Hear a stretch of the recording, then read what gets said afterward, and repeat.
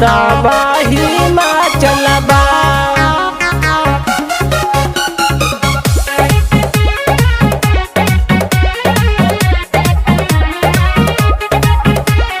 भारत में तबाही मचलबा। एहो मोरे बाबा साहब रहला महान हो, सबके परेशानी तू लिखला संविधान हो। एहो मोरे बाबा साहब रहला महान हो, सबके परेशानी तू लिखला संविधान हो। बदलल बाटे नेता अधिकारियों बिगड़ल बा। हे साहब आई जाता हो, हे साहब आई जाता लाई के जाना मावा कि भारत में तबाही मचलबा। हे साहब आई जाता लाई के जाना मावा कि भारत में तबाही मचलबा। तबाही मचलबा कि भारत में तबाही मचलबा।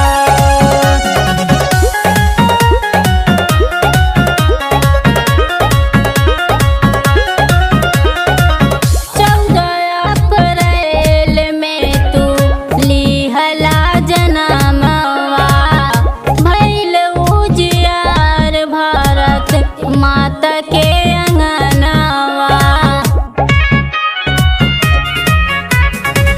14 अप्रैल में तू लिहला जनमवा, भइल उजियार भारत माता के अंगनवा।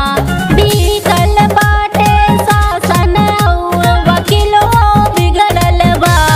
हे साहब आई जाता हो, हे साहब आई जाता लाई के जाना मावा कि भारत में तबाही मचलबा। हे साहब आई जाता लाई के जाना मावा कि भारत में तबाही मचलबा। तबाही मचलबा। भारत में तबाही मचलबा।